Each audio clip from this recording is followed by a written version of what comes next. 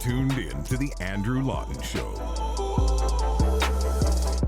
I want to pivot to a breaking news story, which literally just happened in the hour before this show commenced. You may recall a couple of weeks back, we spoke to Rod Giltaca of the Canadian Coalition for Firearm Rights about how the CCFR was calling on the federal government to extend the amnesty period for firearms that were banned by that May 2020 order in council. Now, just to bring you up on speed, this was often called the AR-15 ban, but there were about 1,500 types of firearms that the government banned overnight with the stroke of a pen. And they said, you'll have 2 years of amnesty, and then you'll be able to sell it back to the government in that time, or sell it back. Well, that's a little bit of an odd term because the government never owned it in the first place.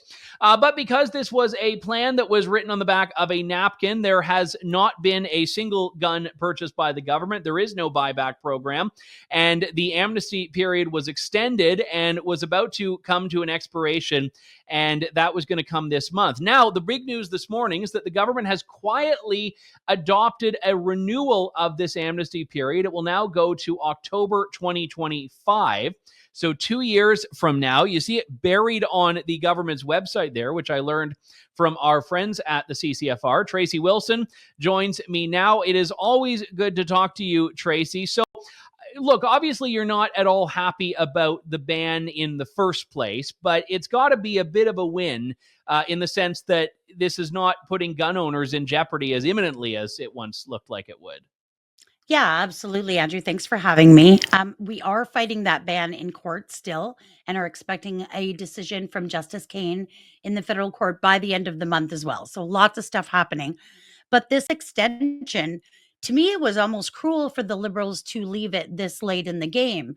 Last time, I think it was months before it was coming to expire, they recognized they didn't have the ability or the framework to follow through with the confiscation program, so they willingly extended it. This time, here we are just weeks away from the original expiration date of the last extension, and gun owners are sitting here wondering if they were about to be exposed to criminal charges. So we had filed an injunction application with the federal court to force the Liberals to go ahead and extend that amnesty. Of course, we did get this news this morning. The Crown Counsel for the government did send this information as well to the judge in our case. I guess hoping that we would pull back on that application motion before the court. However, this announcement so far is actually just an announcement. Normally, this stuff would appear in the Canada Gazette, which it does not yet. So we're sort of waiting for that, assuming that this is they are going to go through with this extension until after the next election, which we can talk about. Then we will withdraw that application for an injunction. So we are going to get to the election aspect of this. Do not worry about that, Tracey. But okay. One element of this that I really, and Rod and I were talking about this a couple of weeks back, that I really am disturbed by is that it really reminds gun owners the precarity of their rights, that you are entirely at the whim of government here. Government can just keep it dangling this deadline until the last possible minute before changing it. And this puts gun owners in a very difficult position. I mean, obviously, on a rational level, we know that if the government has banned a gun and they haven't put the mechanism in place to buy it back, they're probably not going to kick down my door without extending that amnesty and giving me an opportunity to turn it in. But for a lot of people that aren't as tuned into this issue, it's just like, why bother with the hassle would be the response. Oh, I had a 71-year-old member call me last week, and he left a message for me to call him back, and I called him, and he broke down in tears on the phone. He said, "Look, I've owned these guns for decades, safely and without issue." And it was hard enough for me to hear the government say that they no longer trust me to own this stuff that I've owned forever without problem. But to now say that amnesty is running out. And he said, "I don't know what to do. Do I take my guns to the police station? Who do I call? What do I do?" And it is unfair to me to leave Canadians in this kind of position where they're dangling by a thread until the very last moment.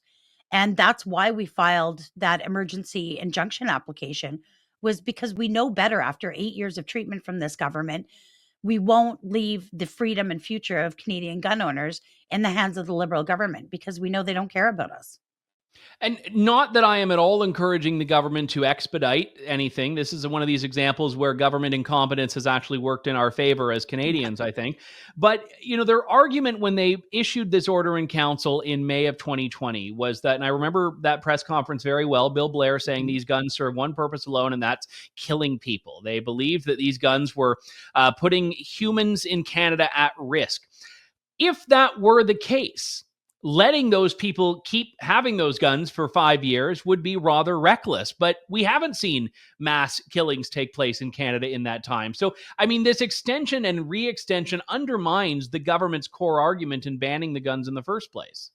Oh, it absolutely does. These are guns, designed to kill the most amount of people in the shortest amount of time.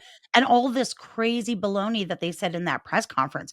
Guns so dangerous, we're not permitted to own them, yet we're forced to keep them for 5.5 years minimum. Like, to me, it's insane. And you're right, it does speak to the fact that everything they said in that press conference and from that day forward has been nothing but political fodder. And of course, we're the football in their game. And we know, we can see there hasn't been a problem with them. We've still got them.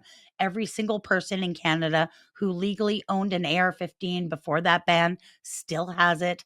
I've got 2 of them about 10 feet from me right now. We're all in the same boat. And now here we are. We're going to have to keep them for another 2 years. And that's the other weird thing, is somebody who is a gun owner, a sports shooter, or maybe even an aging sports shooter, and maybe they're not going to be involved in this sport anymore. And they decide look, I'm getting out of it. I'm retiring, or I've got an injury. I'm not interested. Whatever the reason is, it's not an option. You are forced to keep those guns. So guns so dangerous that the Liberal government is forcing you to keep them. It's a weird paradox that we're in.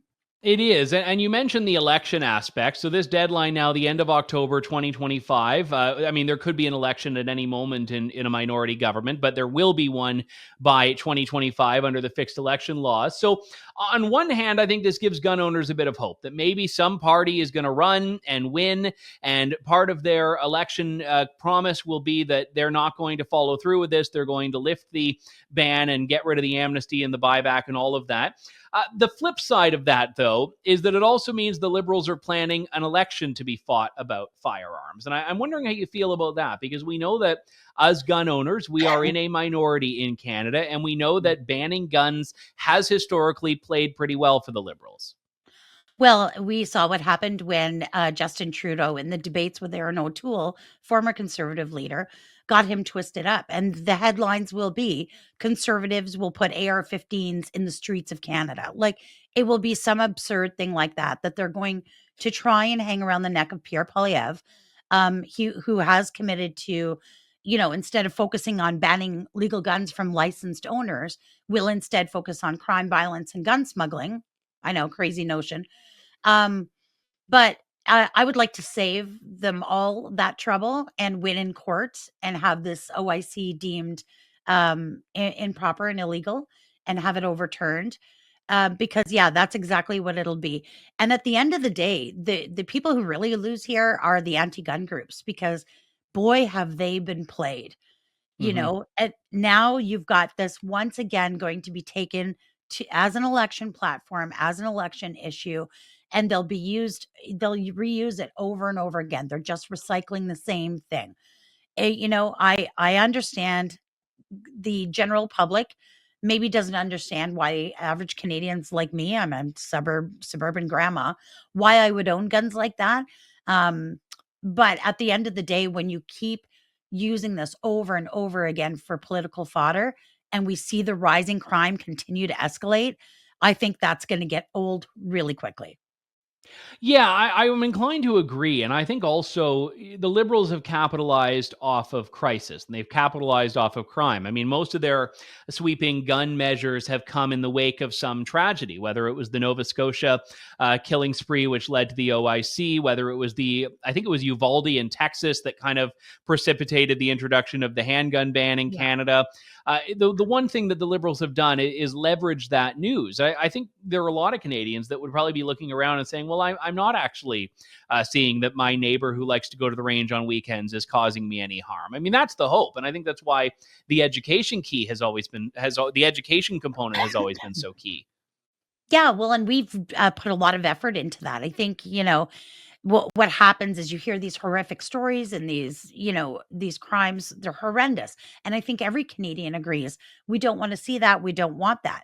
But for the Liberals to tie that directly to licensed legal gun owners is not only disingenuous, it's actually dangerous, because what it does is it draws the focus and the resources away from combating crime and from even implementing a lot of the measures that already exist in our toolbox. I did an ATIP a few years back. On the application for a firearms license, you have to provide 2 references. And I think that's a really important part of the vetting process, is who would know better if somebody like me or somebody like you should own a gun than the people closest to us, right? People who've known us for years and years. Is this person trustworthy?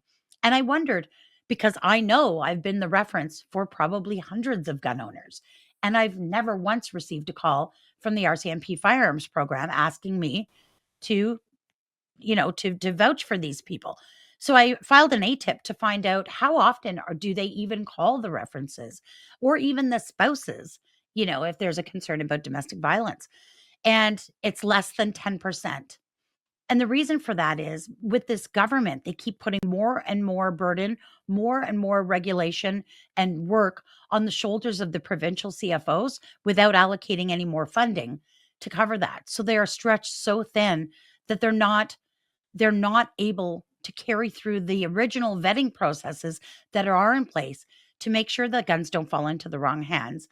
And then use that when something does go wrong, then they use that for political fodder to further attack our community and to divide Canadians along political lines. So to me, that's dangerous. It's not good for any of us. And, I also don't want bad people to have guns, right? So, Yeah, I mean, you're yeah. never going to, I think I may have joked about it with you. I can't remember if it was on air or off air. I mean, the worst thing you could ever do as a gun owner is like post a photo in which your finger is like, even like the shadow hovering over the trigger, because the law-abiding responsible gun owners will pounce, and it is vicious and it is terrible, because they are the most safety conscious people they are, to a fault. And that's, I think, the thing that people don't realize is how, like, if you're one of these people that likes to live dangerously, the worst thing you can do is go out to the gun range with a bunch of gun owners, because you will be like just mortified by how safety conscious they all are. Well, and that's part of the whole process of developing National Range Day, which is a couple years old now, and it's just, look, we can debate gun policy back and forth and fight on Twitter and go through long threads of information and fight all day long about it. But you and I both know the very best way to influence somebody's opinions about guns and gun ownership is just to take them to the range. And when people come to the range on National Range Day, I mean, these are, families coming, just average people from the community. Most of them have never laid their hands on a firearm before. And they come and they get to experience it in a safe and welcoming atmosphere under proper supervision and instruction, and recognize all the safety protocols that are put in place. It totally changes their mind. And that's why we're going to continue to do that and grow that across the country, because Canada has a very safe, robust history and heritage in owning firearms ownership. And I want that to continue, not just for my kids, but for their kids too. Just a funny story on this. I can't remember what gun it was. It was some handgun or something. I had just purchased it and I was cleaning it. So, you have it out on the table and you're, taking it into a bunch of different pieces. And I had the gun pointing, and I needed to get up from where I was sitting. And I was about to step in front of the barrel. Now, this is a gun that has never been used, that's dismantled, that is not loaded. and I like stopped and walked around without even thinking of it, instinctively, because that's one of the things that's just drilled into you is you never, that was going, I think, above and beyond, but you never put a human in front of the barrel of a gun. Loaded, unloaded, it doesn't matter. So That's right. this is something that gun owners know, and you're right that the government knows it too. And I think that's key here, is that they cannot plead ignorance on this. They know the regulations, they know restrictions, they know the crime rates. So when they talk about legal guns as being some source of crime, it is a blatant, brazen lie. Mm-hmm. Yeah, and that's what I mean. At the same time they're doing that, they're ignoring the problem of increased smuggling. And I mean, look, with technology and 3D printing and all of these wild, crazy things going on out there, you're never going to catch it all. But we could do a better job at catching more of it. And this, buyback confiscation program that they're, talking about eventually developing 5 years down the road or later, that's going to cost taxpayers upwards of $6-8 billion, billions of dollars. And I can't help but wonder, just as an average person and a mom and a grandma, would those funds not better be spent focusing on intersecting, illegal smuggled guns coming across the border, or programs for at-risk youth who might be, entering gang life, or a number of other programs that would have a more positive public safety impact than targeting the very people who have dedicated their lives to following every rule and regulation, regardless of how ridiculous it is. And, that's the social contract that we made as gun owners, as we would follow all this stuff with the expectation that the government would more or less leave us alone. And unfortunately, this government has proved that they've broken that contract. And so therefore, we have no alternative but to fight them in court, to fight them in the court of public opinion, and of course, to fight them at the election booth. Which cannot come quickly enough to a lot of people. Tracey Wilson, VP of Public Affairs for the Canadian Coalition for Firearm Rights. Always a pleasure, Tracey. Thanks a lot, Andrew. Thanks for listening to The Andrew Lawton Show. Support the program by donating to True North at www.tnc.news.